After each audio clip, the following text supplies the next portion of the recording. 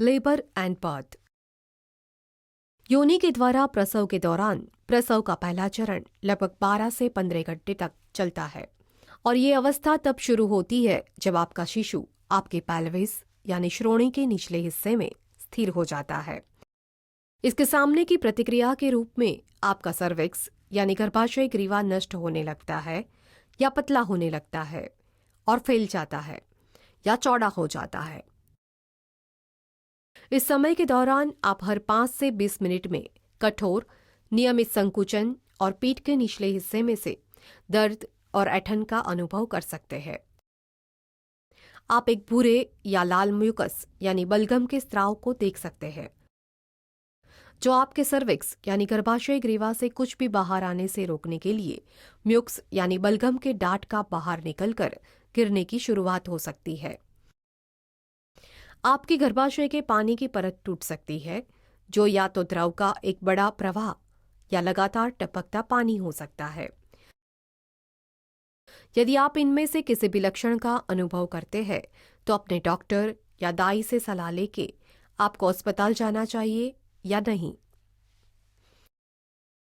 प्रसव की दूसरे चरण की शुरुआत में जो कुछ मिनटों से लेकर 3 घंटों तक रह सकता है, आपका गर्भाशय 10 सेंटीमीटर तक पूरी तरह से विस्तारित हुआ होता है और आपके बच्चे का सिर सर्वाइकल मुख से आगे निकलकर और आपकी जन्म नहर में आ गया होता है।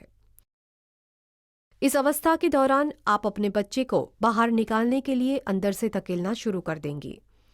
जब आपको अंदर से धक्का देने की आवश्यकता महसूस होती है तो आप स्वाभाविक रूप से धक्का दे सकते हैं या आपको कब धक्का देना है और कब आराम करना है ये जानने के लिए अपने डॉक्टर, दाई या प्रसूति के नर्स की सलाह की आवश्यकता हो सकती है।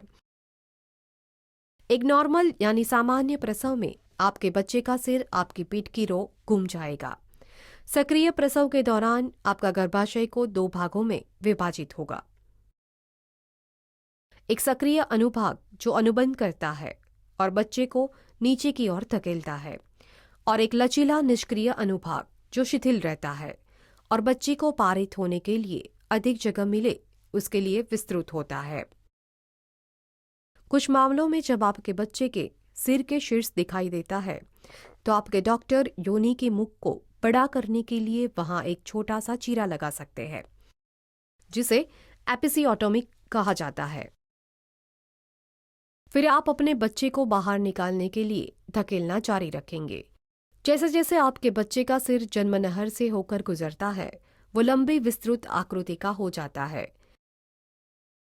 सिर का लंबा विस्तारित आकार कुछ ही दिनों में अपने आप ही हल हो जाएगा जब खोपड़ी की हड्डियां अपने मूल स्थान पर स्थानांतरित हो जाएगी। आपके बच्चे का सिर जब जन्म नहर से बाहर निकल जाता है उसके बाद उसके सिर और कंधे जन्म नहर के माध्यम से कंधे को पारित करने में मदद करने के लिए घूमेंगे। आपके बच्चे के कंधों को एक एक करके बाहर निकाला जाता है ताकि वे आपकी श्रोणि में फिट हो सके।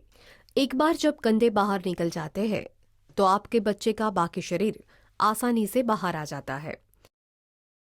आपके बच्चे का जन्म होने के बाद उसकी गर्भनाल को काट दिया जाएगा। प्रसव के तीसरे चरण में जो 5 से 20 मिनट तक चालू रह सकता है, हल्के संकुचन से गर्भाशय में से प्लेसेंटा यानी भ्रूण का सुरक्षात्मक आवरण जिसको धकेलकर बाहर निकालने में मदद करेगा। इस अवस्था के दौरान आप और आपका बच्चा त्वचा से त्वचा का संपर्क होने से और स्तनपान के माध्यम से एक बंधन का अनुभव करना शुरू कर सकते हैं।